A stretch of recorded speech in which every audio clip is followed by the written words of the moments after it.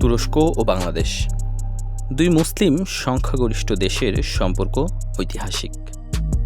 বাংলাদেশের যে কোনো বিপদে মুসলিম দেশগুলোর মধ্যে সবার আগে যেই দেশটি এগিয়ে আসে সেটি হচ্ছে তুরস্ক।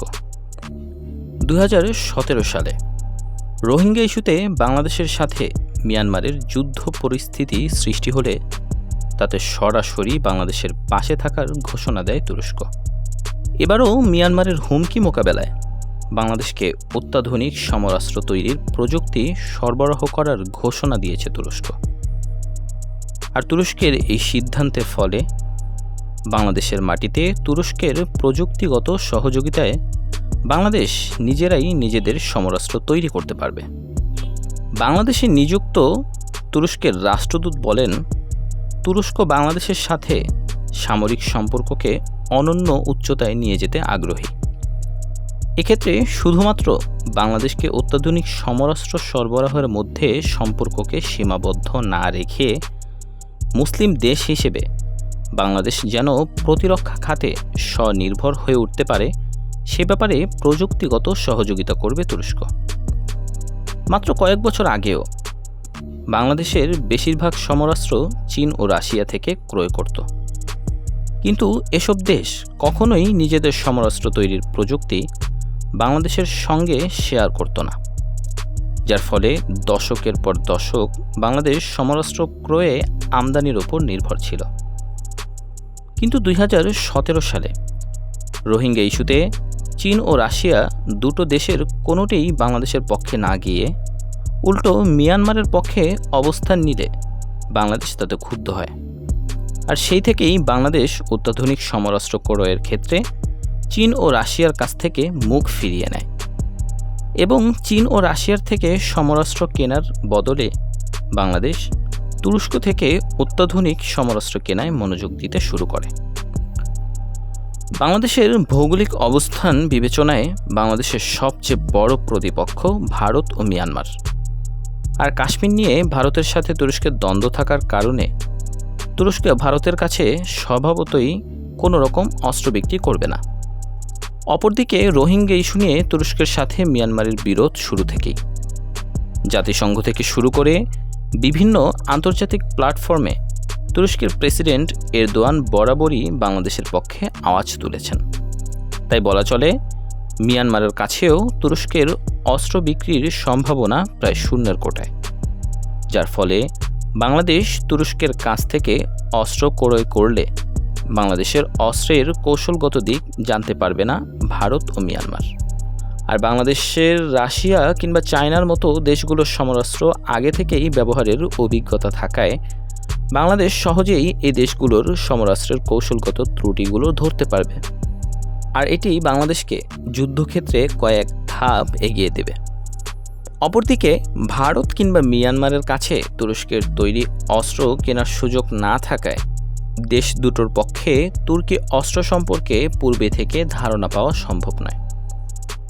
তুরস্ক শুধুমাত্র বাংলাদেশে সমরাস্ত্র বিক্রি নয়, তার পাশাপাশি বাংলাদেশ যেন নিজেরাই সমরাস্ত্র তৈরি করতে পারে বাংলাদেশকে সমরাস্ত্র তৈরি করার সেই প্রযুক্তি দিয়ে সহায়তার প্রস্তাব দিয়েছে।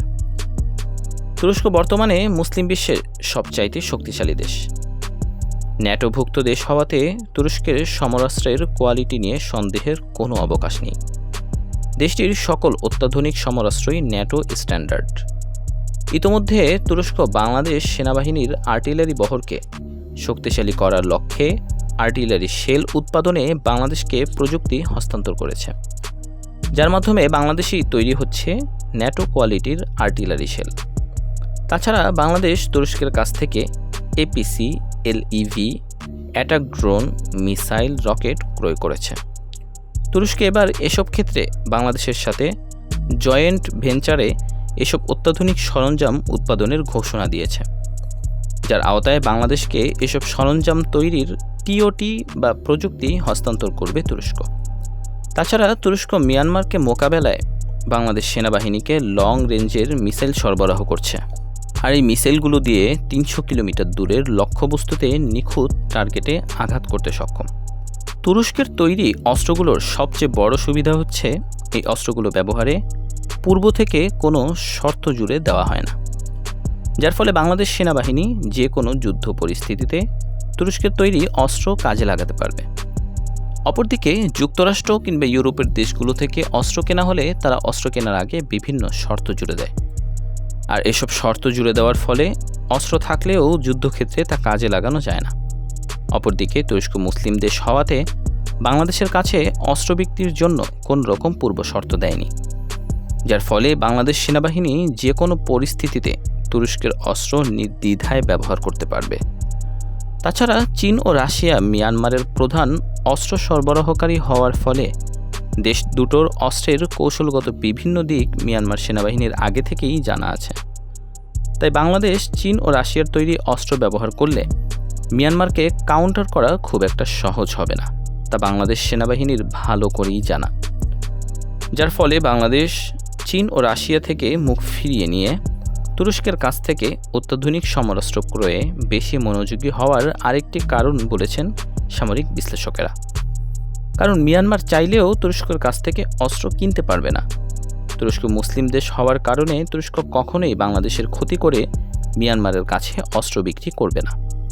তাছাড়া তুরস্ক ন্যাটোভুক্ত দেশ হওয়াতে তুরস্কের সামরিক অস্ত্রের মান চীন বা রাশিয়ার সামরিক সরঞ্জামের মান থেকে অনেক ভালো।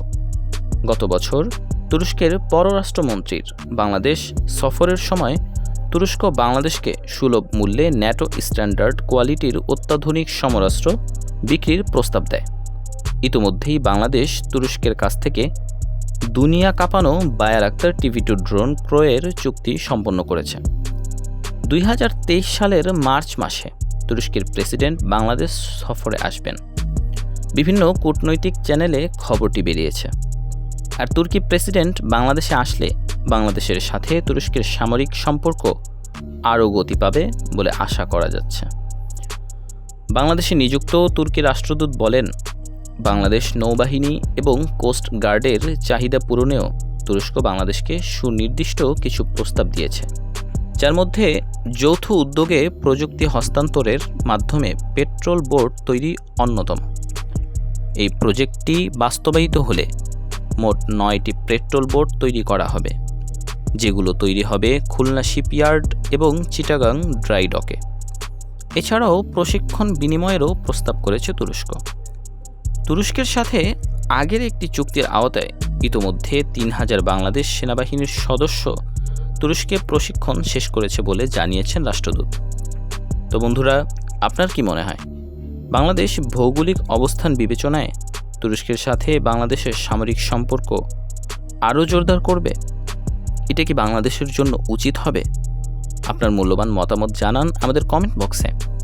সেই সঙ্গে পরবর্তী ভিডিও আপডেট পেতে চ্যানেলটি সাবস্ক্রাইব করে বেল আইকনটি প্রেস করে দিন। দেখা হবে পরবর্তী কোনো ভিডিওতে। সে পর্যন্ত ভালো থাকুন, সুস্থ থাকুন, দেশ বিদেশ বিডির পাশেই থাকুন।